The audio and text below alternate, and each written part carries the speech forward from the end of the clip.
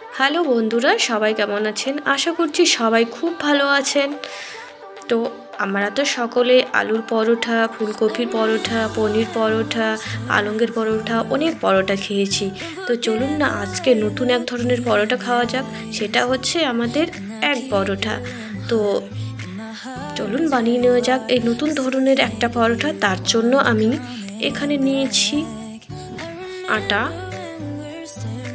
এখানে আমি 3 কাপ মতো আটা নিয়েছি, নর্মাল আটা যেটাতে আমরা রুটি বানাই।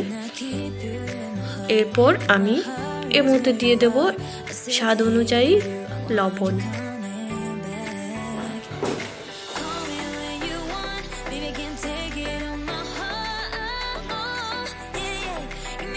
আর দিয়ে দেব এখানে আমি 2 চামচ মতো সাদা তেল। এরপর তেলটা দেওয়ার পর আমি হাতের সাহায্যে এটা খুব সুন্দরভাবে ময়ান দিয়ে নেব। এই তেলটা আর আটাটা ভালো করে আমি মিশিয়ে নেব। এরপর মেশা হয়ে গেলে আমি এটার একটা ডো বানিয়ে নেব। একটু একটু জল দিয়ে হাতের সাহায্যে মেখে মেখে আমি এটার একটা সফট ডো বানিয়ে নেব।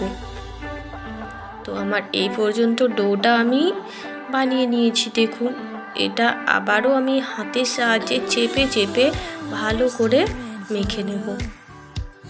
এরপর এটা আমি কিছুক্ষণ রেখে দিয়েছিলাম। আর কিছুক্ষণ পরে আমি আবারও হাতের সাহায্যে এটা ভালো করে মিশিয়ে নেব।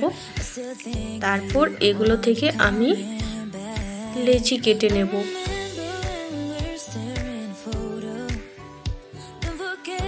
যেভাবে আমরা পরোটার জন্য লেচি বানাই যতটা বড়, ঠিক সেইভাবে আমি লেচি বানিয়ে নিয়েছি।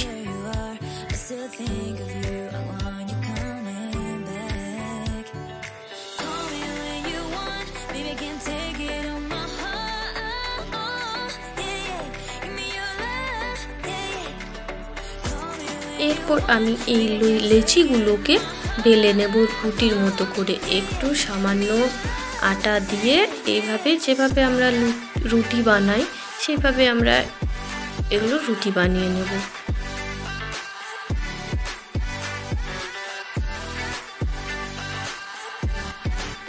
এই দেখুন, আমার একটা রুটি বানানো হয়ে গেছে। এরপর আমি আবারও বাকি লেচিগুলো দিয়ে আমি রুটি বানিয়ে নেব।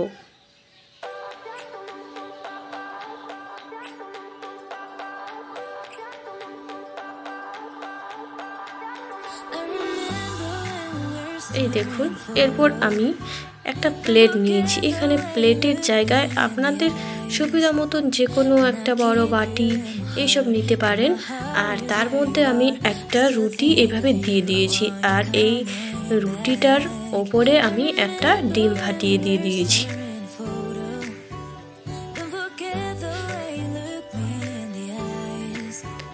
এরপর আমি এই ডিমের মধ্যে দিয়ে দেব কিছুটা কুচনো পেঁয়াজ,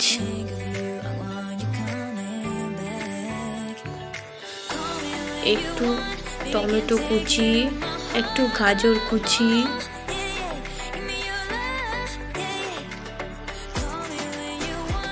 আর সামান্য একটু লবণ,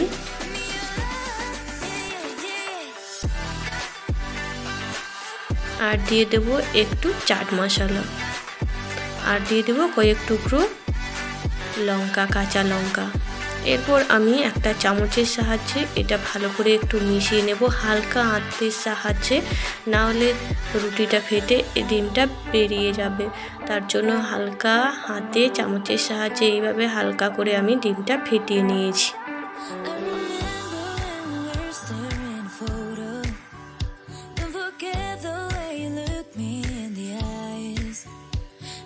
Keep you in my heart is where you are.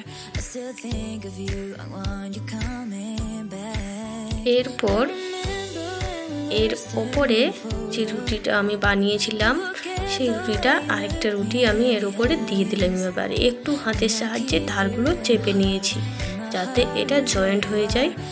আর তারপর আবারও একটা প্লেট নিয়েছি একই সাইজের, আর ওই প্লেটটা এইভাবে আমি এই অপর প্লেটটার গায়ে এইভাবে আমি দিয়ে দিয়েছি। এটা ভালো করে বসিয়ে নিয়েছি আর একটু চেপে নিয়েছি।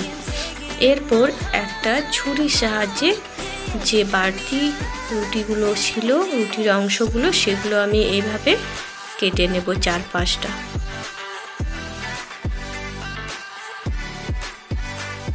আপনারা দেখতেই পাচ্ছেন আমি কিভাবে এগুলো বানাচ্ছি। এই দেখুন চারদিকটা আমি এইভাবে কেটে নিয়েছি। এরপর এই বাড়তি অংশটা আমি বের করে নেব।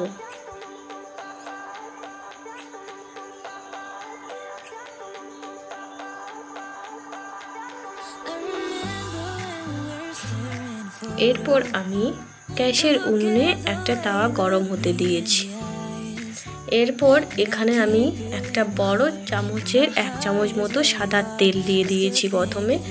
ওর তেলটা একটু গরম করে নেব ভালো করে।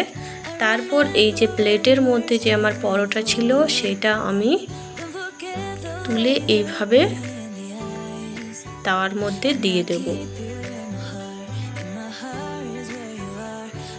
আর তারপর আমি এইভাবে এক পিঠটা হয়ে গেলে অপর পিঠটা এইভাবে উল্টে নেব। আর এটা সব সময় হালকা আঁচের মধ্যেই করতে হবে পরোটাটা। আবারও একটু আমি সাদা তেল দিয়ে দেব।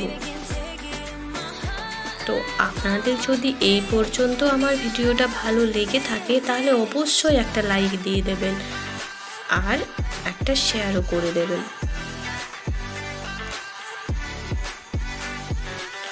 এক পিঠটা আমার লাল লাল করে ভাজা হয়ে গেছে, আরেক পিঠটাও আমি লাল লাল করে ভেজে নেব যেভাবে আমরা পরোটা বানাই।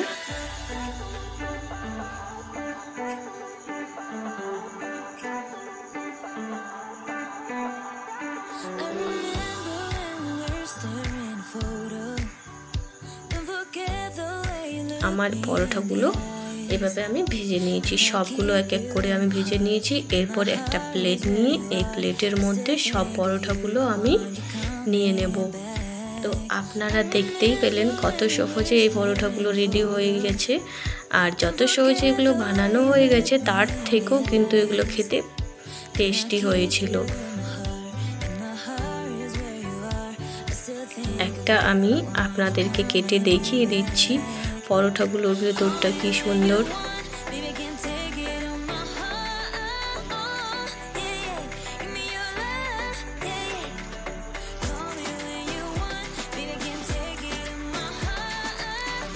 এই দেখুন, তো আপনারা অবশ্যই একবার এরকম পরোটা বানিয়ে খেয়ে দেখবেন, খেতে কিন্তু খুব সুন্দর লাগে।